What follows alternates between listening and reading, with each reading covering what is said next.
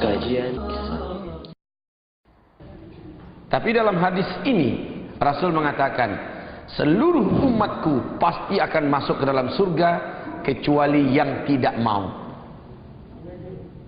Kayaknya kita menemukan ada sedikit keanehan, dan ini juga dirasakan oleh para sahabat saat itu. Makanya mereka bertanya kepada Rasulullah, "Ya Rasul, apa iya ada orang yang enggak mau masuk surga itu ya Rasulullah? Siapa orangnya? Siapa orangnya yang tidak mau masuk surga?" Qal Rasulullah sallallahu alaihi wasallam menjawab, "Man ata'ani dakhalal jannah." Siapapun saja yang memang patuh, memang mengikuti nasihat, petunjuk dan ajaranku, maka dialah umatku yang pasti masuk ke dalam surga.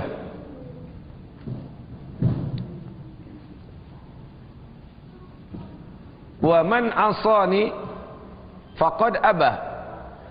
Dan siapa yang menyimpang dari ajaranku, siapa saja yang tidak taat kepadaku, siapa saja yang bermaksiat terhadapku, faqad aba, itulah umatku yang tidak mau masuk ke dalam surga. Ibu-ibu yang kita muliakan, masih dalam Sahih Imam Muslim dan masih dari sahabat Abu Hurairah, semoga Allah ridha kepadanya, Rasulullah bersabda, perbandingan umatku kelak yang akan masuk ke dalam surga dibandingkan kelak yang akan masuk ke neraka. Bisakah ibu menyebutkannya, Bu? Berapa? Ingatkah? Perbandingannya berapa? Umat Nabi yang akan masuk ke dalam surga dibandingkan umat Nabi yang masuk neraka. Soalnya se-Jakarta ini orang kalau kita tanya, Bu, se-Jakarta, se-Jabodetabek, kalau kita tanya, dibuat polling, pasti kita akan temukan lebih 98 atau 99% menyatakan ingin menjadi ahli surga. Yang orang Islamnya loh. Tetapi tahukah kita, wahai hamba-hamba Allah yang kami muliakan, perbandingan yang diceritakan Rasulullah, dan ini bukan ramalan ya, perbandingan yang diceritakan oleh Rasulullah sallallahu alaihi wasallam, umatnya yang akan masuk ke dalam surga dibandingkan dengan umatnya yang akan menjadi ahli neraka. Rasulullah sallallahu alaihi wasallam menyebutkan setiap 100 orang dari mereka, dari umatku, kata Nabi, 99-nya adalah ahli neraka. Saya juga tidak senang dengan hadis ini, Bu. Bukan hanya ibu, saya juga tidak senang dengan hadis ini, tetapi saya wajib mengimaninya. Betul begitu, Bu? Siapa yang suka mendengarkan hadis ini? Dalam 100 orang dari umat Nabi, setiap 100 orang, 99-nya adalah ahli neraka, kata Rasulullah. Dan ini hadisnya sahih. Satu yang menjadi ahli surga itu. Ya Rabb, kalau kata orang Padang, menggigil mendengarnya, menggigil kita mendengarkannya. Ibu-ibu yang kami muliakan,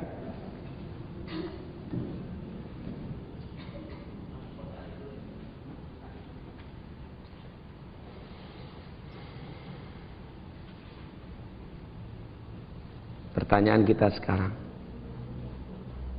siapakah yang satu orang yang berhasil masuk surga dalam setiap 100 orang itu?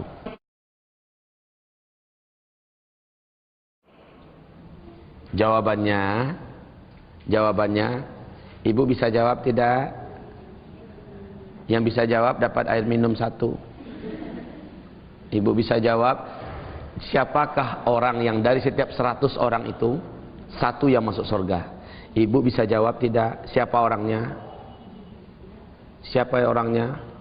Ibu harus berani menjawab, mesti saya Ustaz. Iya, begitu. Mesti saya orangnya.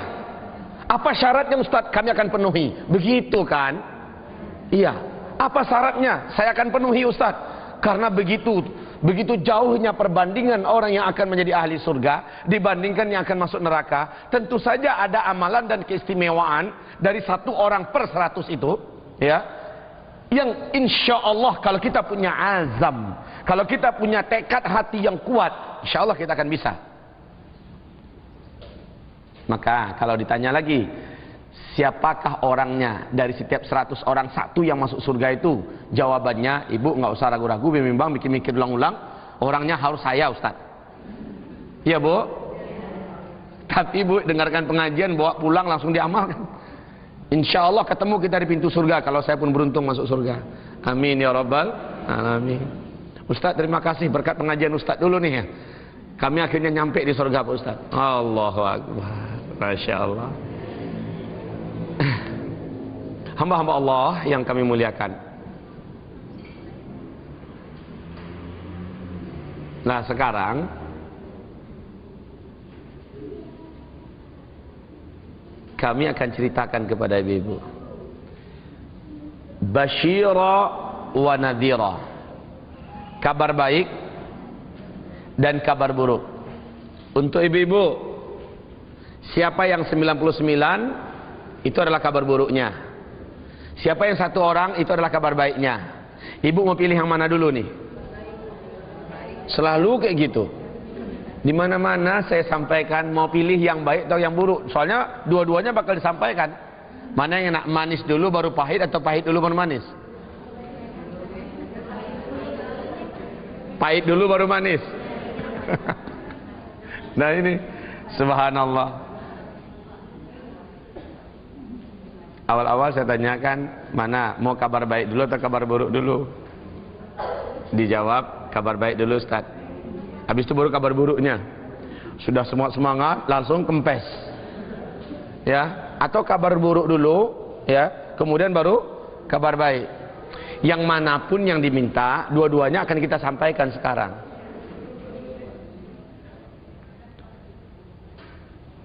Baik hamba-hamba Allah yang muliakan, saya mulai dengan kabar baik, langsung saya sambung dengan kabar buruk, lalu kita kocok. Kita aduk kabar baik dan kabar buruk ini. Mana yang menang dalam pengajian ini? Kabar baiknya begini, Bu.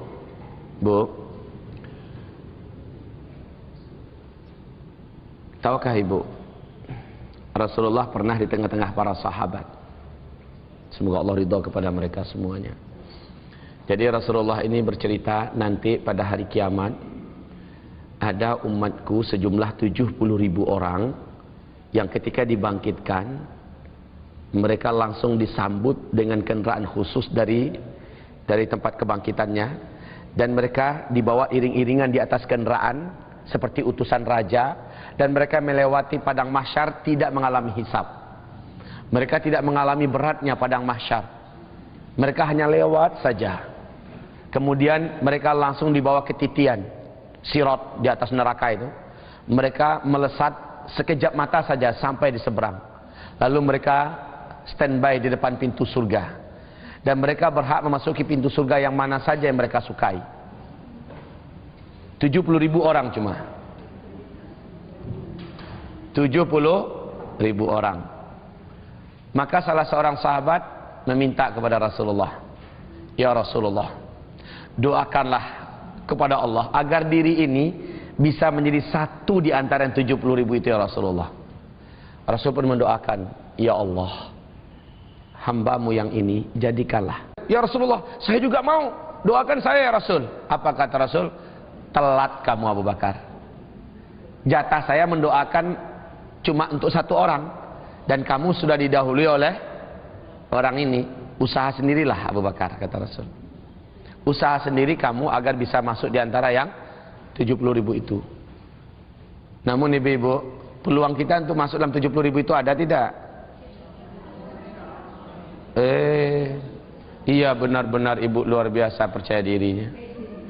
Ya, saya katakan Bu, insya Allah kalau kita sempurnakan hadisnya, kalau hanya 70.000 saja, kita tidak layak masuk di dalamnya.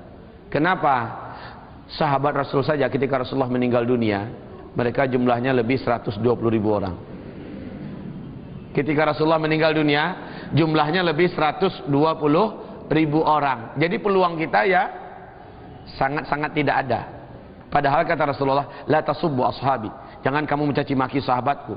Kalau salah seorang di antara kalian mampu berinfak sebesar Jabal Uhud, sebesar gunung Uhud itu, emas luar dalam padat berinfak lillahi ta'ala, iman kamu yang bisa berinfak sebesar itu belum bisa mengimbangi iman para sahabatku, salah seorang dari mereka, seujung kuku mereka pun. Artinya jauh panggang daripada api ya. Tidak akan bisa kita masuk dalam kelompok itu. Namun alhamdulillah Rasul mengatakan di padang mahsyar, aku sujud nanti kepada Allah dengan sujud yang panjang dan lama. Allah akhirnya berfirman, ya Muhammad, angkat kepalamu, ajukan doamu, kamu mau minta apa? Rasulullah pun mengangkat kepalanya dari sujud, ya Allah, umatku banyak, hamba mohon kepada engkau tambahkanlah. Jangan 70.000, itu kan benar-benar menutup peluang bagi siapapun umat Nabi setelah para sahabat. Lalu Allah Subhanahu wa taala memberikan kabar baik dengan pengkabulan doa. Hai Muhammad, setiap 1.000 orang dari 70.000 tadi membawa 70.000 yang lain. Alhamdulillah, ada peluang. Sudah ada peluang. Artinya setiap 1.000 orang dari 70.000 tadi membawa 70.000 yang lain. Artinya 70 kali 70.000 hasilnya berapa? 4 yang biasa hitung uang, yang biasa memainkan kalkulator, 4 juta. Benar Bu. Sudah ada peluang kita enggak? Insyaallah ada Bu. Selanjutnya, aku sujud lagi kata Rasulullah, dalam sujud yang panjang. Lalu Allah kembali memerintahkanku, angkat kepalamu Muhammad, kamu minta apa? Ya Allah, zid. Ya Allah, zid, tambahkan ya Allah. Sayangnya Nabi Muhammad pada kita ya. Ya Rabb, zid, ya Allah, tambahkan. Maka Allah Subhanahu wa taala mengatakan, ya Muhammad, fahtu thalatha hathayat, ciduklah olehmu 3 kali cidukan lagi. Ya, kalau boleh kita mengartikannya, kali lipatkanlah 3 kali daripada itu. Sudah tidak ada permohonan tak tambah lagi, nggak ada kata Allah. Itu sudah cukup banyak tidak? Sudah cukup banyak. Betapa maha pemurah Allah. Artinya peluang kita untuk menjadi yang mereka-mereka ini ada syaratnya. Nah, dengarkan syarat ini ya. Syaratnya ini dijelaskan oleh Syekh Islam Ibnu Taimiyah. Semoga Allah memberi rahmat kepadanya. Syaratnya 1. Imani seluruh isi Al-Quran. Terima seluruhnya dan jangan ada yang dibenci, jangan ada yang ditolak. Seluruhnya, baik perintahnya ataupun larangan. Yang pertama. Yang kedua, apa mau nulis dulu atau saya lanjut aja? Yang pertama, imani seluruh isi Al-Quran ini, seluruhnya, baik perintahnya ataupun larangannya, tanpa ada yang dibenci, tanpa ada yang tidak disukai. Begitupun juga sunnah-sunnah Rasulullah Sallallahu Alaihi Wasallam. Bismillah. Yang kedua, kerjakan seluruh yang wajib dalam agama ini sesanggupnya, dan tinggalkan apapun yang diharamkan oleh Allah dan Rasulnya. Ini yang kedua. Kira-kira sanggup nggak nomor 1, nomor 2 ini? Sanggup? Alhamdulillah. Benar nih Bu. Benar nih Bu. Saya uji Bu, saya tantang. Dan ibu-ibu hanya sekedar tes. Saya tes. Bu, umumnya wanita zaman sekarang paling takut dengan surah An-Nisa ayat 2. Betul tidak? Betul tidak? Betul tidak? Bagaimana? Mau diterima? Kok lama jawabnya? Mau diterima? Apa itu? Tuh, coba lihat. Menerima seluruh Al-Quran ini, isinya, apapun perintah dan larangan di dalamnya, tidak ada yang dibenci dan tidak ada yang tidak disukai. Benar, Bu? Gimana? Insya Allah? Semoga tidak terjadi ya. Ya harus begitu. Semoga tidak terjadi. Tandanya ibu normal. Kan nggak ada ibu-ibu yang senang kalau dirinya dimadu. Kan nggak ada kan? Tapi mengimani apapun perintah Allah itu yang terbaik. Kalau harus terjadi dan tidak bisa dielakkan, amantu bika ya Allah, hamba beriman kepada Engkau ya Allah. Tapi mau masuk surga dari pintu mana saja. Kan begitu? Kok nggak banyak yang setuju nampaknya? Kalau tadi banyak yang manggut-manggut, setuju, searah. Sekarang pas dites, ayo. Subhanallah. Yang kedua tadi apa? Menjalankan apapun yang diperintahkan oleh Allah Subhanahu wa taala sesanggupnya. Sesanggupnya. Karena ada yang kita tidak sanggup. Haji umpamanya diperintahkan oleh Allah, kita miskin, berarti kan kita tidak sanggup tuh. Maka Allah Subhanahu wa taala tidak akan mengkhitab kita. Allah tidak akan menuntut kita. Dan meninggalkan seluruh larangan-larangan Allah secara mutlak. Apapun larangan Allah dan Rasulnya tinggalkan secara mutlak. Bukan sesanggupnya ya. Larangan Allah saya tinggalkan juga sesanggupnya. Enggak kayak gitu. Seluruh larangan Allah ditinggalkan seluruhnya secara mutlak. Yang ketiga, syarat yang ketiga,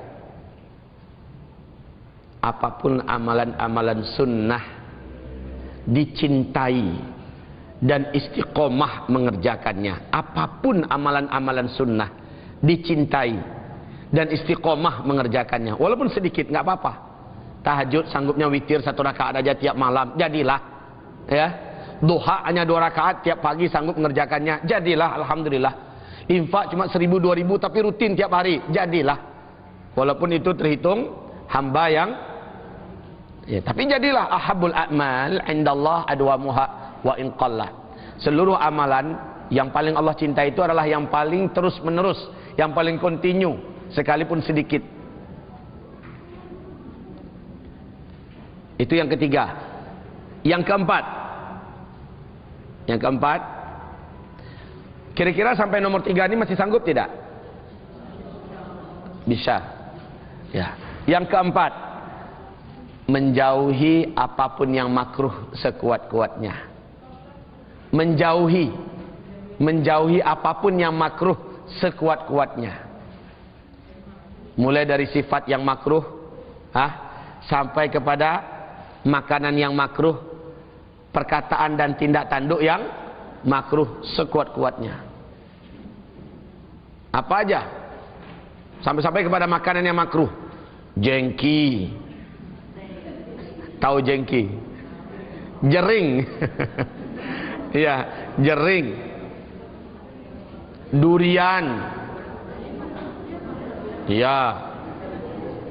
Ya. Ya, tapi yang jelas ini kan nggak haram. Boleh saja. Ya.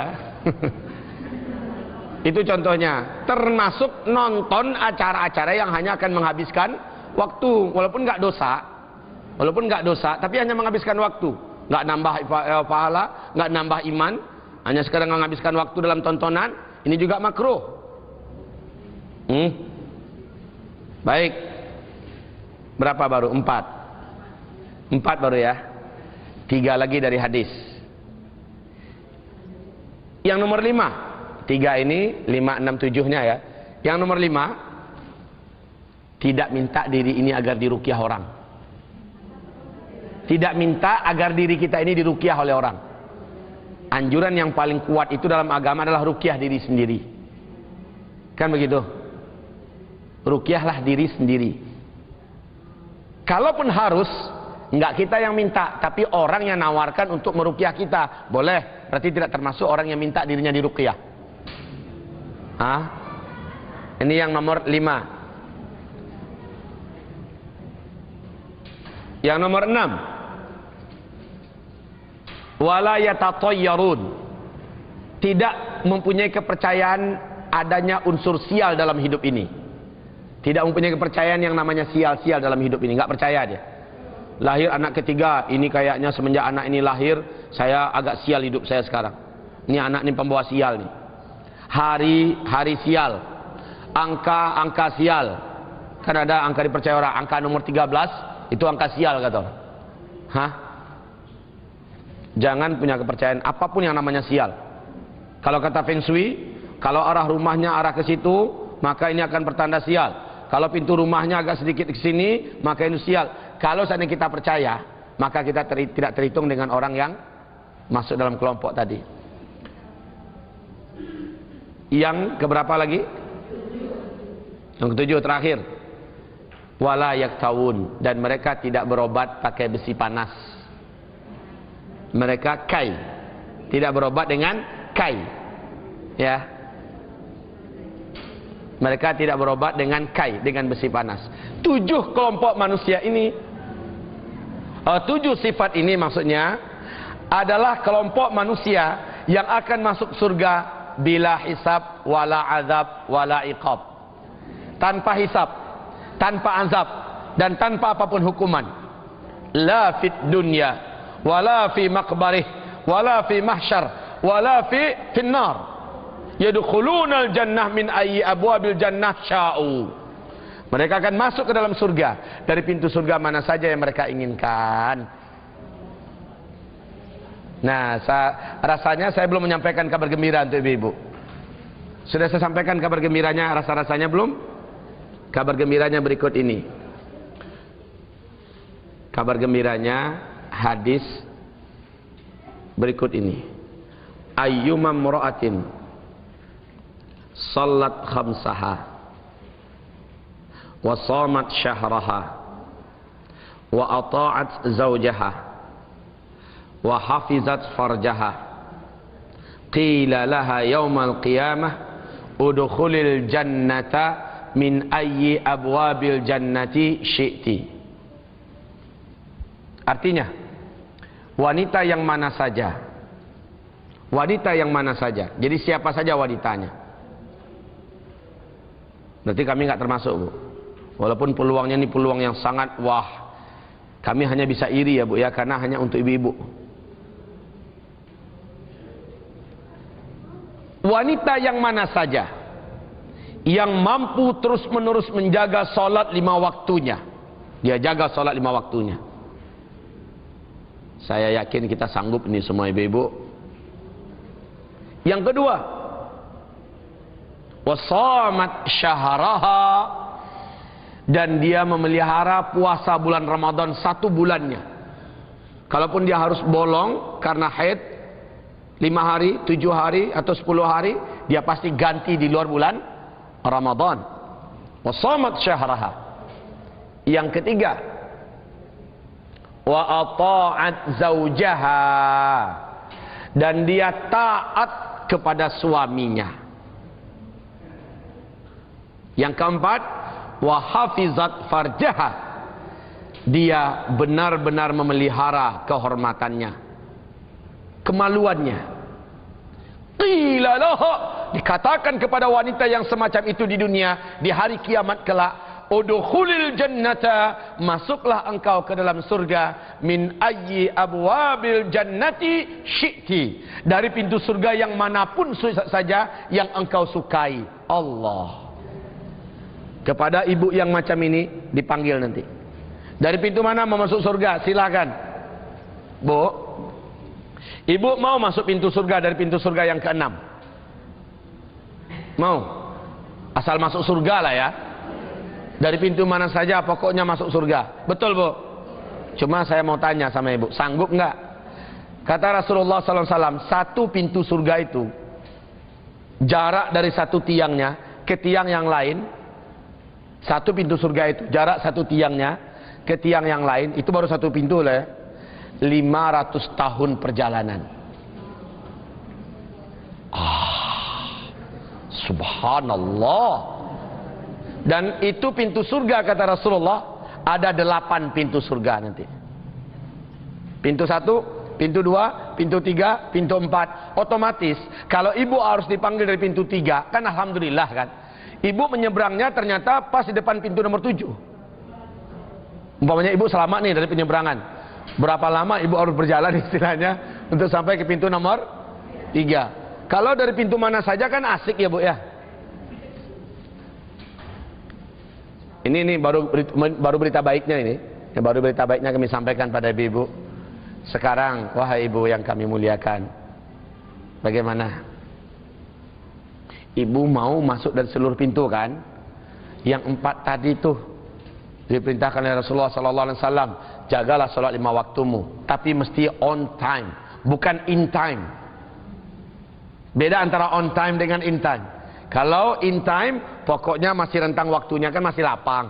Tapi kalau on time, Allahu Akbar, dia segera berwudu. Apapun aktivitasnya, dia matikan dulu.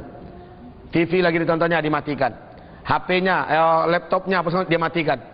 Dia lagi masak, dimatikannya. Anak lagi nangis, jangan dimatikan ya.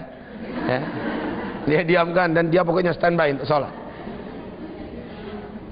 Ya, ini sholatnya 5 waktu dia jaga. Kecuali ketika datang bulan, ya bagaimana? Allah memaafkan itu. Ya, yang kedua, shamat syahraha. Puasa bulan Ramadan dia jaga sepenuhnya. Kalaupun harus ada yang bolong, cepat digantinya di luar Ramadan. Yang ketiga, ata'at zaujaha. Ternyata batu sandungan yang agak sedikit sulit adanya di nomor 3 ini. Ata'at zaujaha. Benar-benar tak tunduk dan patuh pada suami. Ini batu sandungan yang sulit nih. Justru di situ pintu surga ibu yang paling masya Allah.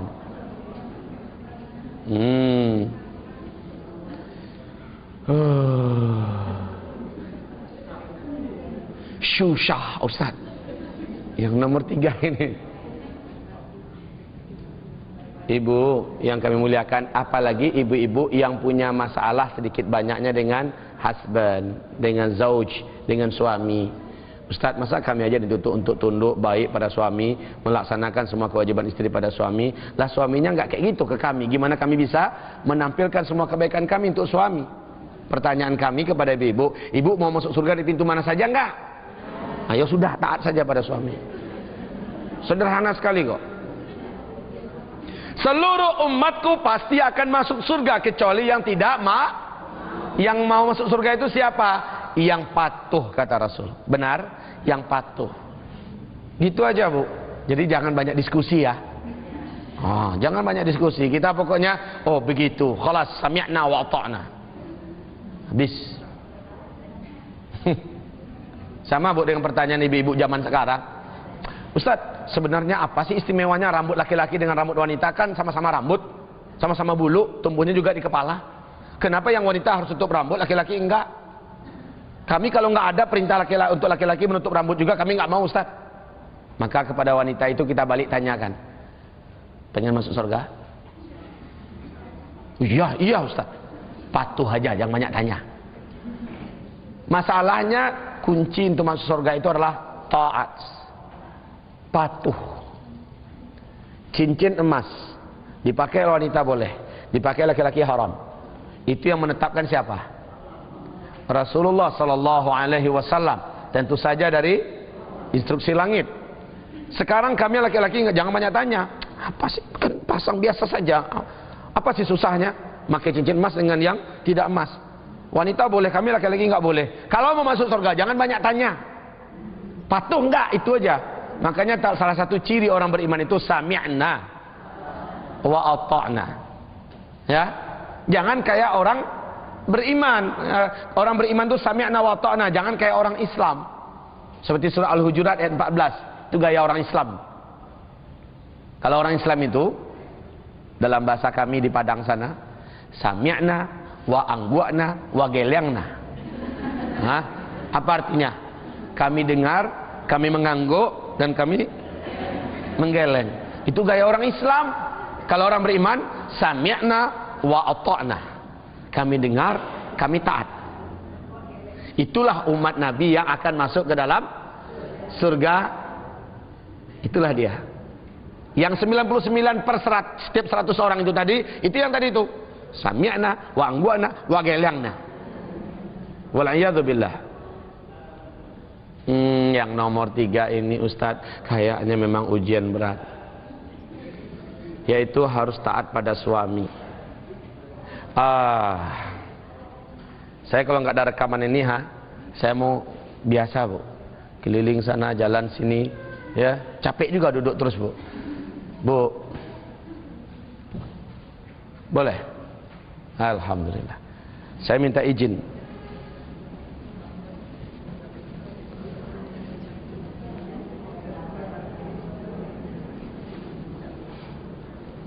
Bu,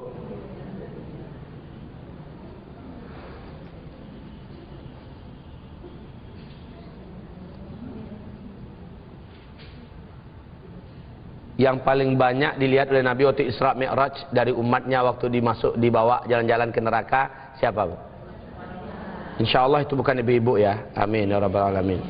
Karena ibu-ibu tentu berbeda. Ibu-ibu adalah orang-orang yang telah dibina oleh agama Allah Subhanahu wa taala, rajin ikut pengajian dan termasuk yang mau tunduk dan patuh kepada agama Allah. Amin ya rabbal. Cuma masalahnya tunduk dan patuh pada suami ini perlu diasah lagi. Oh ya, ibu-ibu yang kami muliakan, saya nggak ada yang pesan-pesan loh ini. Jangan-jangan Ustaz ini dipesan oleh suami kami nih supaya nyampaikan kajian ini. Tidak Bu. Masalahnya Rasul ketika ditanya, Ra'aitu aksara ahli nar min ummati anisa, aku melihat kebanyakan ahli neraka dari umatku adalah kaum wanita. Maka bertanyalah para sahabat wanita, awalam yu'min nabillah, apakah mereka tidak beriman kepada Allah? Tidak, kata Rasulullah, mereka beriman kepada Allah, tetapi mereka kufur. Mereka kufur yakfurnal ashir, mereka kufur kepada suami-suami mereka. Caranya bagaimana kami kufur pada suami? Maka di hadis yang lain Rasul mengatakan, idza ahsanta ila ihdahunna ad-dahra thumma rat fika ma lam tarda, qalat ma ra'aitu fika khairan qat. Ma ra'aitu fika khairan qat. Kalau engkau baiklah sama istrimu itu, seumur hidup engkau berumah tangga dengannya, baik terus dengan istrimu, tiba-tiba engkau melakukan sesuatu yang jelas-jelas mereka tidak senangi, qalat, dia langsung membuat stempel tentang diri engkau. Qalat, dia langsung punyai stigma tersendiri tentang diri engkau. Ma ra'aitu fika khairan qat. Orang yang macam ini nggak ada kebaikan pada dirinya. Dia lupakan semua kebaikan suaminya. Kalau ada wanita yang macam ini, wanita macam inilah yang finnar. Ya. Tapi wanita yang bisa menimbang, suamiku ini sangat baik, kekurangannya yang fatal adalah ini. Ditimbang-timbang ternyata masih berat timbangan kebaikannya. Semoga Allah memaafkan diriku ketika aku bisa memaafkan suamiku di bidang yang ini. Ini wanita yang ya, dia mampu memainkan timbangan yang jujur, timbangan yang benar. Tapi kalau wanita yang ahlun nar, semua kebaikan suaminya dia lupakan. Yakfurnal ashir walam yashkurna, mereka kufur kepada suami-suami mereka. Walam yashkurna, dan mereka tidak pandai bersyukur. Ibu-ibu yang kami muliakan, tahu enggak Ibu, kami ini sebenarnya dibandingkan ibu-ibu, jauh lebih besar peluang ibu untuk mendapatkan segudang amalan yang kami belum tentu akan bisa mengumpulkannya sekaligus. Kami belum bisa Bu, dan pasti tidak akan bisa kecuali kalau kami diizinkan oleh Allah pergi berangkat jihad. Baru kami bisa mengalahkan ibu-ibu. Mungkin itu pun kalau seandainya kami bisa berangkat jihad dan kami syahid di sana, ibu juga mengalir kepada ibu seluruh pahala yang didapatkan oleh kaum lelaki yang pergi berjihad. Allahu Akbar. Macam mana caranya tuh? Tolong dengarkan kepada kami, perdengarkan kepada kami sebuah hadis, nggak usah bahasa Arabnya, bahasa Indonesia saja, yang mampu menjawab, bertanda orang ini telah dianugerahkan oleh Allah Subhanahu wa taala daya ingatan dan mudah-mudahan juga amalan yang sudah begitu baiknya. Apakah hadisnya yang menerangkan bahwa ada seorang wanita datang kepada Rasul sallallahu alaihi wasallam, "Ya Rasul, saya dikirim oleh rombongan ibu-ibu nih, diutus untuk bertemu dengan engkau." Hah? Ada apa kata Rasul? Saat itu Rasulullah sedang dikelilingi sahabat-sahabatnya. "Ya Rasul, kami mau demo. Tapi saya juru bicaranya." Masih ingat nggak hadis ini? Hah? Pernah dengar belum? Sudah? Coba Bu, lanjutkan. Oh ini istimewanya ibu-ibu Bu. Ternyata ibu-ibu Jakarta, ibu-ibu Sumatera, ibu-ibu Malaysia, saya baru 4 hari yang lalu dari sana. Di 10 masjid kita memberikan kajian. Ibu-ibu ternyata sudah dengar bu, sudah. Tapi apa lanjutannya bu? Entah. Ternyata ya sama gitu ya. Makanya saya katakan sama ibu-ibu kami yang di Sumatera Barat, sebenarnya enak ngaji dengan ibu-ibu ini. Kenapa gitu Ustaz? Soalnya satu materi bisa 10 kali disampaikan setahun. Karena mereka lupa terus. Nanti udah selesai disampaikan, oh iya Ustaz, iya, gitu. Nah, jadi ibu-ibu,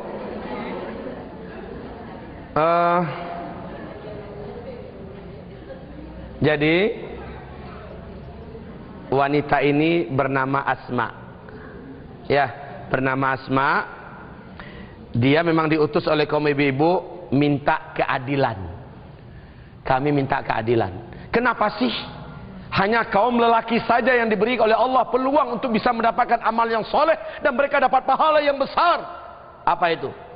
Laki-laki disuruh untuk pergi Jumatan dan Jumatan itu besar pahalanya. Kami juga mau. Kenapa kami tidak disuruh? Tahukah ibu, pahala Jumatan itu untuk seorang laki-laki? Mau saya sampaikan. Tapi ibu motivasi suaminya nanti ya. Iya bu, saya kasih tahu. Rasulullah bersabda, "Man ghassala wa ightasala yaumul jum'ah." Siapapun lelaki yang pada hari Jumat dia mandi, wa ightasala, dan dia sengajakan seperti mandi junub, mandi wajib, ya. Yaumul jum'ah, pada hari Jumat. Kemudian wa bakkara wabtakara. Dan Rasul mengatakan, lalu dia berangkat menuju ke masjid dalam keadaan pagi-pagi dan dia niatkan memang untuk ke masjid. Bukan ke pasar dulu semacam baru singgah ke masjid, enggak. Ya, tapi ke masjid memang tujuannya. Wa bakkara wabtakara. Awal lagi dia datang pergi ke masjid. Kemudian wa masya wa lam yarkab. Dia berjalan kaki dan dia tidak menunggang kendaraan. Kemudian wadana minal imam. Dia mengambil posisi di masjid yang paling dekat posisinya dengan imam.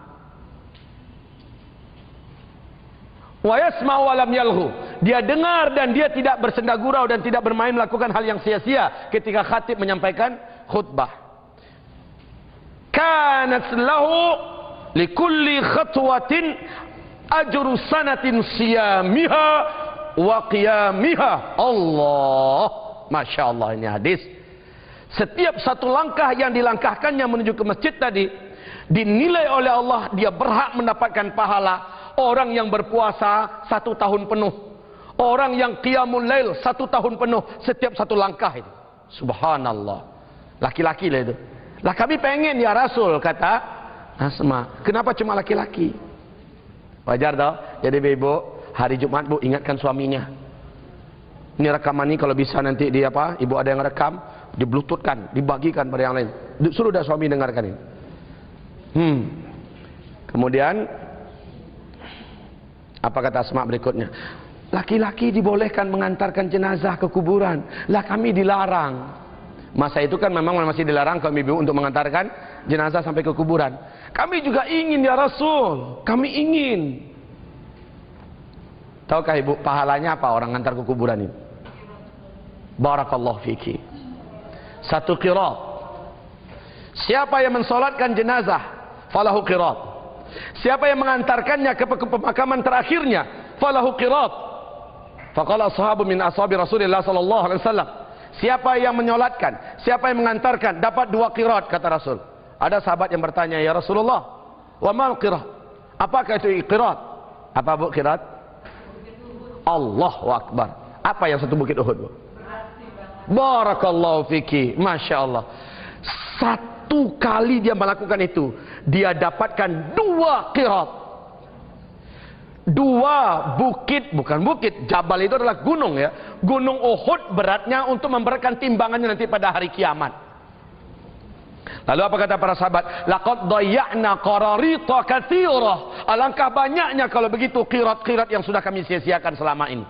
Lah itu kan cuma untuk laki-laki ya Rasulullah. Kami ingin kami kaum wanita juga mendapatkan peluang itu. Satu lagi. Ya Rasul, kata Asma, laki-laki diperintahkan untuk berjihad. Sementara kau sendiri yang mengatakan tidak ada amalan di bumi ini, dalam agama ini yang bisa mengalahkan amalan jihad. Ya Rasul. Bu, apa pahala jihad itu? Kita nggak cerita pahala syahid loh ya. Syahid itu sudah nggak ada lagi yang bisa mengalahkannya. Jihad aja dulu. Apa pahala jihad, Bu?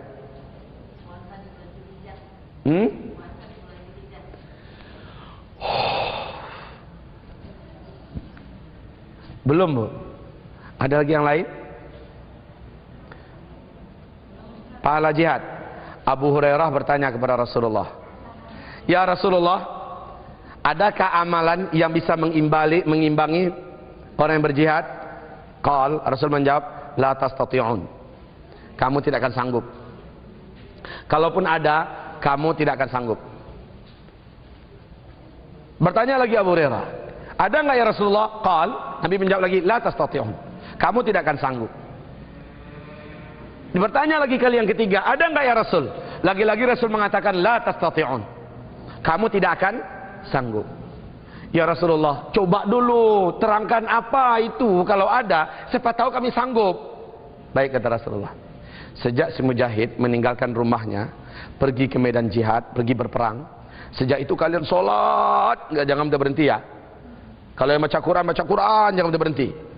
Kalau yang zikir jangan berhenti ya. Kalau yang pokoknya lagi ibadah apa, jangan berhenti, jangan putus-putus. Nggak boleh makan, nggak boleh minum, nggak boleh tidur, nggak boleh apa semacamnya. Terus saja ibadah.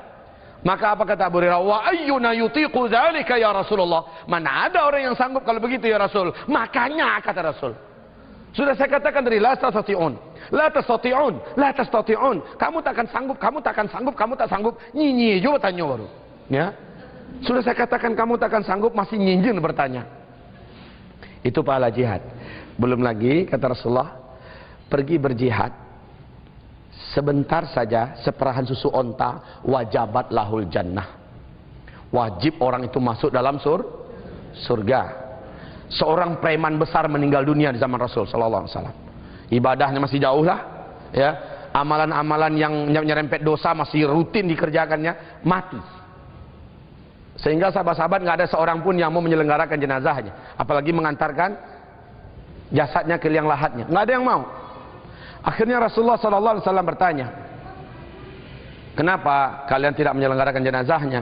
Kata mereka, ya Rasulullah, ini orang dosa aja yang dia buat seumur hidup. Untuk apa juga kami yang ngurus orang yang selama hidupnya cuma dosa yang dibuat? Apa kata Rasulullah? Coba ada nggak di antara tuan-tuan yang bersaksi bahwa dia pernah melakukan suatu kebaikan, apapun pokoknya dalam Islam ini? Salah seorang sahabat angkat tangan.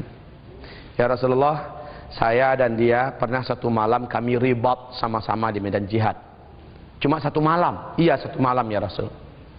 Maka langsung Rasul sing-singkan kedua lengan bajunya, ya. Lalu Rasul sendiri yang langsung mengangkatnya ke liang lahat. Melihat Rasul yang memegang, sahabat-sahabat yang lain juga membantu. Apa kata Rasulullah? Ashabuka yashhaduna annaka min ahlin nar wa ana ashhadu annaka min ahlil jannah. Allahu akbar. Sahabat-sahabat engkau bersaksi engkau ini ahli neraka, dan saya bersaksi engkau ini adalah ahli Subhanallah. Pergi berjihad itu, Bu, seperah susu onta aja lah, cukup lah istilahnya itu. Sudah wajib untuk orang itu masuk surga. Makanya ini Asma nanya pada Rasulullah, kok laki-laki aja yang cuma dapatkan pahala, bisa pergi berjihad, kami juga pengen. Bu, ternyata jawaban Rasulullah kepada Asma mencengangkan semua kita, termasuk saya. Iri kami semua yang laki-laki, malah berbalik iri kami. Apa kata Rasulullah kepada Asma? Tahu ibu jawaban Rasul? Ada 3 jawaban Rasulullah. Rasul sallallahu alaihi wasallam menyebutkan, nanti habis dari sini pulang balik ke ibu-ibu itu, katakan pada mereka, mereka seluruhnya berhak mendapatkan semua amalan yang dikerjakan oleh suami-suami mereka di luar sana. Apapun amalan mereka, ya termasuk Jumatnya, ya termasuk mengantar jenazahnya, ya termasuk jihadnya. Apapun amalan yang dilakukan suami-suamimu di luar, kalian akan berhak mendapatkan pahala itu sepenuhnya mengalir, padahal mereka di rumah saja. Bagaimana caranya ya Rasul? Maka kata Rasul yang pertama, taatilah suamimu.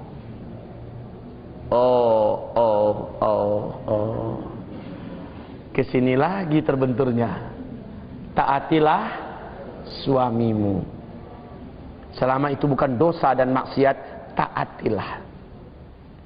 Dek, besok masak jering ya. Jering goreng, ditokok sedikit. Padahal kita termasuk orang yang paling anti dengan jengkol, dengan jering, karena baunya yang sengit dari kamar mandi. Iya mas, besoknya, dek, besoknya jering rebus ya, dikasih santan. Hari ketiga, dek, jering. Ya, kita tahu kita paling enak dengan bau jering dan kita paling tidak suka. Tapi ini kan tidak haram. Suami menginginkannya. Ini contoh loh, Bu. Maka sami'na wa ta'na. Dek, abang suka kamu memakai pakaian yang merah-merah, dek. Jilbab merah, jubah merah, kaos kaki merah, kaos tangan merah. Sepatu merah. Mas, masa iya pakai merah-merah, Mas? Ini kan pakai norak. Norak pakai cadar merah. Jarang-jarang gitu. Apa kata si masnya? Aku ini red maniak, dek. Ya, orang yang paling senang dengan warna merah. Ya sudah, sami'na wa ata'na. Selama dia tidak menyuruh kita yang dosa pada Allah, ya sudah. Walaupun nanti akan jadi kita lewat jadi bahan pembicaraan orang. Ya sudah, suaminya maunya kayak gitu. Dek, Lebaran Idul Adha besok kita ke Lebaran Idul Adha besok kita di Jakarta aja ya. Abang punya rencana khusus buat kita. Apa kata kita? Mas, bang, ini keluarga kita di Jawa Timur itu ngundang adik bang, kita kumpul bersama. Mohon ya bang ya, kita ke Jawa aja lah. Dek, ini permintaan abang, Idul Adha kita di sini saja. Nggak bisakah itu kita musyawarahkan lagi bang? Sekali ini saja abang punya minta. Ayolah bang, sami'na wa ata'na. Itu maksudnya, Bu. Padahal keluarga sudah ngebel tiap sebentar. Jangan, apalagi orang tua kita. Nak, nanti Idul Adha di sini ya. Tiap sebentar nelfon. Ya mak, kita usahakan mudah-mudahan abang bisa diajak. Tahu-tahu abangnya ngajak di Jakarta. Siapa yang ditaati ketika itu? Benar. Memang seperti itu. Kita harus dihadapkan kepada banyak pilihan dan pada akhirnya finalnya adalah pada apa yang diperintahkan oleh suami. Sekali lagi kita terbentur dengan batu. Sebenarnya bukan batu sih itu. Justru itu adalah pijakan kita menuju janji Allah tadi. Taati suamimu. Yang kedua,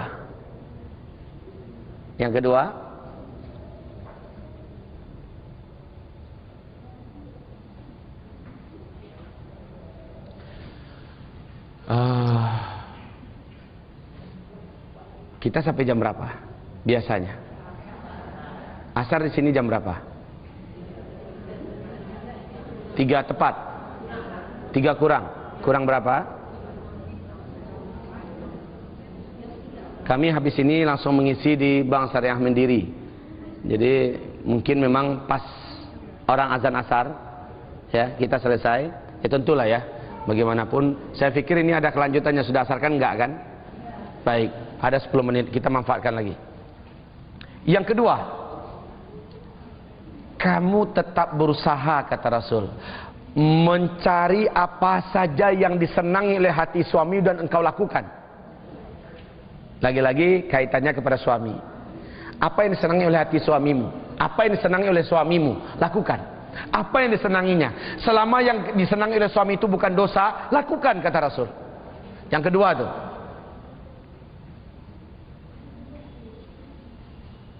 Yang ketiga, ketika suamimu tidak ada, kata Rasulullah, kau jaga dirimu, kehormatanmu, harta suamimu, anak-anak suamimu. Apabila yang 3 ini mampu kalian lakukan sebaik-baiknya, semua pahala suamimu yang dia kerjakan di luar sana mengalir kepadamu, di copy paste oleh Allah. Diambilkan sebanyak yang suami dapatkan dan dibagikan kepada kita yang ada di rumah. Subhanallah. Apakah ini sangat adil Islam, Bu? Sangat adil nggak Islam? Sangat. Sehingga Bu Asma, setelah dia dengarkan berita macam itu dari Rasulullah, dengan semerta-merta Allah Akbar, saking gembiranya, dia tinggalkan Rasulullah tanpa syukron, tanpa assalamualaikum, langsung dia cigin lari. Cigin itu seorang periaman, Bu. Iya, lari kencang istilahnya. Begitu senangnya dia, ingin cepat dia menyampaikan kepada ibu-ibu yang mengutusnya. Subhanallah. Subhanallah. Apa yang 3 tadi, Bu? Mohon diulangi kembali. Hah? Bukan dari yang pertama tadi, yang nomor 3. Taatilah suamimu. Yang kedua,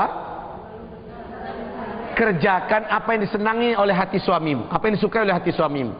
Walaupun suami nggak nyuruh, tapi kita tahu suami senang kalau kita gini. Selama itu bukan dosa, kerjakan. Buat mata suami ini merasa teduh, merasa nyaman dia.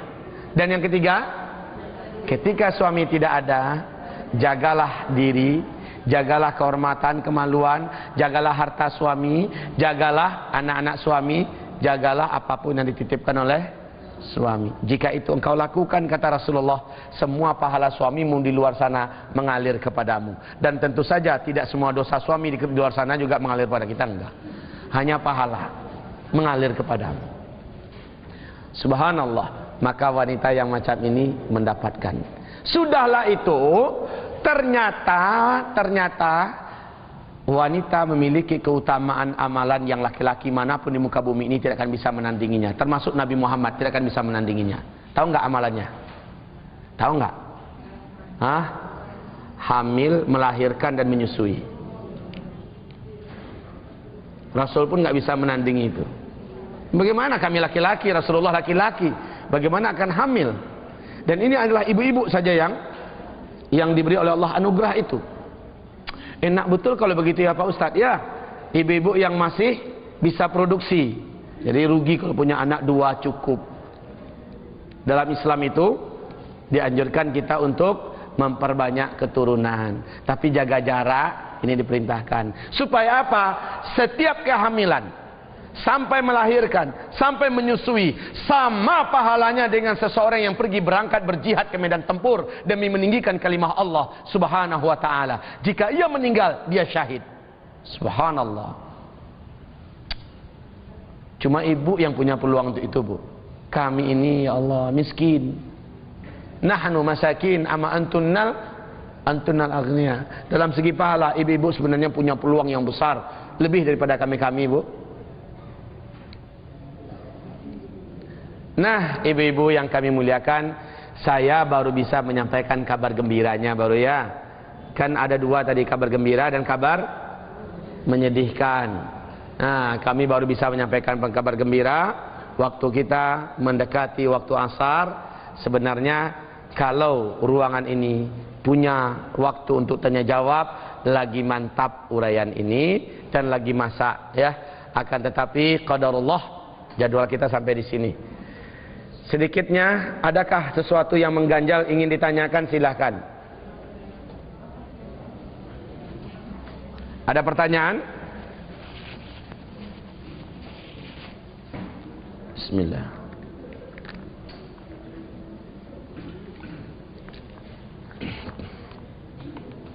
Baiklah ibu-ibu, arsyadani wa iyyakunnallah.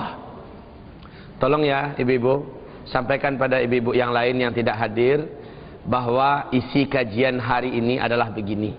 Saya yakin, Bu, kebanyakan kita sudah mendengarkan, tetapi belum seluruh kita mungkin telah mengamalkannya. Dan pintu untuk itu selalu terbuka dengan selebar-lebarnya buat ibu-ibu yang bisa masuk surga dari pintu mana saja. Dan ibu-ibu untuk bisa menjadi ahli surga tanpa hisab, tanpa azab, tanpa iqab, insyaallah juga terbuka peluangnya. Justru sebenarnya peluang untuk beramal soleh dan mendapat pahala sebanyak-banyaknya lebih banyak ada pada ibu daripada pada kami, Bu. Bu, kalau saya bacakan kepada ibu beberapa hadis tentang zikir di rumah, yang zikir di rumah ini tidak akan bisa didapat oleh laki-laki di luar sana, Bu, akan membuat ibu merasa gembira dan bahagia menjadi seorang wanita. Membuat ibu puas diberi oleh Allah anugerah menjadi seorang wanita. Kenapa? Karena peluang untuk bisa melakukannya adalah ibu. Dan kami memang benar-benar mencemburu ibu-ibu dalam segi ini.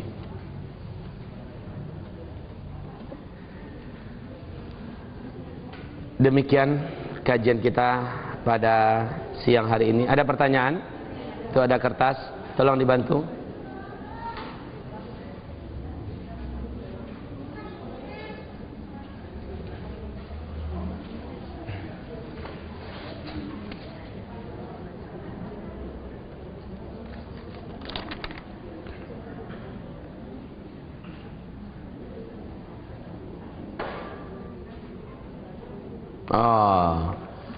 Ini ada pertanyaan yang berdegap, Bu. Assalamualaikum Ustaz. Waalaikumsalam warahmatullahi wabarakatuh. Ustaz, kalau seorang istri menyuruh suami menikah lagi, tapi orang sekelilingnya mengatakan bahwa si istri itu gila, tidak sehat, alias tidak waras, tolong penjelasannya sedikit. Jadi minta penjelasan sedikit ya, nggak banyak. Langkah kita ketemu ada wanita yang meminta agar istrinya menikah kembali. Ini langkah. Ya, bukan berarti nggak ada ya. Ada. Tapi kalau orang mengatakan kita gila, Bu,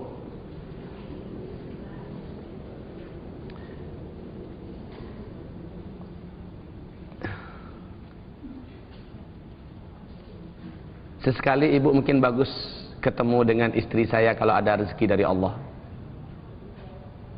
Istri saya, Allah berikan kepadanya ujian iman yang sangat manis dalam hidup saya, yang saya tidak akan pernah melupakannya seumur hidup saya. Menjadikan cinta saya kepada istri jauh semakin mendalam dan tidak bisa ditandingi oleh siapapun. Penasaran kan? Nah, ibu-ibu yang kami muliakan,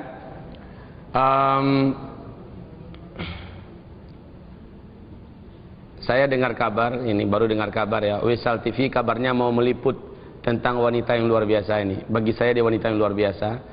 Iman yang ditunjukkannya rasanya susah mencari tandingannya. Semoga Allah mencintainya dan Allah mempertemukan kami dunia dan akhirat. Baiklah, pertanyaan ini saya jawab dengan contoh yang lain saja. Jadi jangan contoh dari istri saya. Nanti pada waktunya ibu-ibu akan langsung dengarkan. Ibu-ibu yang kami muliakan, ada nggak wanita yang seperti itu? Secara umum wanita pasti akan meneteskan air mata ketika suaminya akan menikah kembali, walaupun dia orang beriman. Walaupun wanita itu mantap imannya, dia akan tetap meneteskan air matanya. Kalaupun tidak di depan suaminya dia tegar, di depan calon madunya dia juga tegar, di belakang dia akan menangis. Ini umumnya wanita. Adakah wanita yang tegar ini ternyata dia mampu menghadapinya dan menjalaninya? Pasti ada, tetapi ini tidak banyak. Nah, kalau seandainya ada wanita yang semacam ini, ada kabar baik yang kami sampaikan kepada ibu-ibu.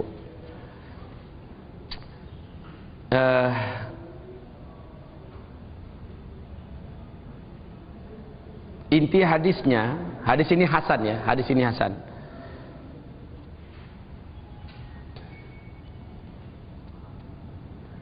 Bahwa seorang wanita yang merelakan dengan kesabaran hatinya, dengan keikhlasannya karena Allah, suaminya berbagi dengan wanita yang lain karena Allah, merelakan karena Allah, karena harapkan ridha dan wajah Allah Subhanahu wa taala.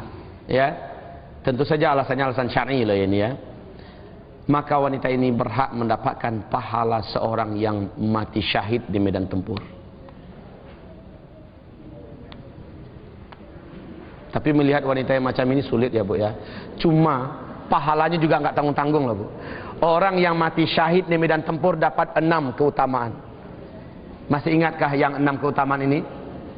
Disyahidi indallahi situ khisal. Orang yang syahid di sisi Allah mendapatkan 6 keutamaan. Yang pertama, pada hari awal kematiannya, awalu duf'atin min dami, awal tetesan pertama dari darah yang mengalir di tubuhnya, seluruh dosa-dosa yang pernah ia kerjakan seumur hidupnya hapus seluruhnya, bersih sebersih-bersihnya, putih seputih-putihnya. Dan ini didapatkan oleh wanita yang macam itu. Yang kedua, dia akan dilihatkan kepadanya pemandangan surga menjelang dia menghembuskan nafas terakhirnya, dan dia tidak akan merasakan sakitnya kematian, dan di alam kubur dia tidak merasakan hisab, tidak merasakan azab. Wa yujaru min azabil qabr, dia diselamatkan dari azab kubur. Yang ketiga, wa ya'manu yaumal faza'il akbar, dia akan diberikan keamanan seaman-amannya pada hari ketakutan yang sangat menakutkan, yaitu di padang mahsyar. Orang syahid akan dapatkan ini. Yang keempat, diletakkan ke atas kepalanya taj semacam mahkota yang bertaburkan dengan batu-batu butir mutiara. Al-yaqutatu minhu khairun, satu butir mutiara itu lebih baik daripada seluruh isi bumi dan harta kekayaannya dan seluruh langit. Satu butir mutiara itu, dan itu diletakkan ke mahkotanya. Yang kelima, wa yushaffi'u min sab'ina min aqaribihi, dia diberi wewenang untuk memberikan syafaat 70 orang karib kerabatnya. Allahu Akbar. Dan yang keenam, dan dia dinikahkan dengan 72 orang bidadari surga. Kalau wanita dia ingin mendapatkan pahala ini, maka salah satu jalannya adalah dia mengikhlaskan suaminya untuk menikah dengan wanita yang lain syar'an, secara syariat. Inginkan cari ridho Allah. Tapi ibu, kalau ibu tidak mau, normal. Ibu tidak siap, normal. Ya, ibu menolak, normal. Cuma kalau ibu mau, istimewanya orangnya. Begitu ya. Tidak disalahkan ibu tidak mau, tapi luar biasa kalau ibu siap. Makanya saya katakan tadi, langkalah kalau ada orang yang sanggup sampai ke tingkat ini. Pertanyaan, Ustadz, sholat isya itu sampai kapan waktunya? Sholat isya itu waktunya sampai dekat masuk waktu subuh, ya. Tetapi yang menangguh-nangguhkan waktu sholat isya, ya, maaf ini, termasuk orang yang diciri khaskan dengan ciri khas tilka sholatul munafik, kata Rasul. Itulah sholatnya orang munafik. Kecuali dia lupa, ya, menjelang subuh baru dia ingat, maka Allah tidak akan menghitungnya begitu. Tapi kalau sengaja tunda, ketiduran, lalu dia bangun jam 4 baru sholat isya, padahal malamnya nggak ada kegiatan hal yang berarti. Assalamualaikum Ustaz, bagaimana kalau tidak punya suami? Bagaimana bisa masuk surga? Karena salah satu syaratnya taat pada suami. Jawaban saya gampang, menikah lagi. Ya susah amat, apa jawabannya kalau bukan begitu? Ustaz, kami yang sudah tua-tua bagaimana? Kan nggak mungkin kami menikah lagi. Siapa bilang nggak mungkin? Ayahanda saya umurnya masuk 96 sekarang. Ya, masuk 96. Mereka menikah tua. Saya waktu kecil, SD, kelas 1 SD, ini bunda kami meninggal dunia, umi kami. Kami dididik oleh Buya 8 orang, kami kecil-kecil. Abuya kami mendidik kami. Dia dari jam 3, jam setengah 3 subuh itu udah masak, udah segala macamnya. Kami dimandikan air hangat, lalu kami pergi sekolah dan sebagainya. Masuk atau asar? Cukup. Subhanakallahumma bihamdika, asyhadu an la ilaha illa anta, astaghfiruka wa atubu ilaik. Wabillahi taufiq wal hidayah. Berilah maaf atas segala kekurangan dan kesalahan. Semoga pertemuan yang akan datang, kalau ada, kita akan bisa menyempurnakan kajian kita. Mohon maaf ya, ada pertanyaan yang belum bisa kita jawab. Subhanakallahumma bihamdika, asyhadu an la ilaha illa anta, astaghfiruka wa atubu ilaik. Assalamualaikum warahmatullahi wabarakatuh. Kajian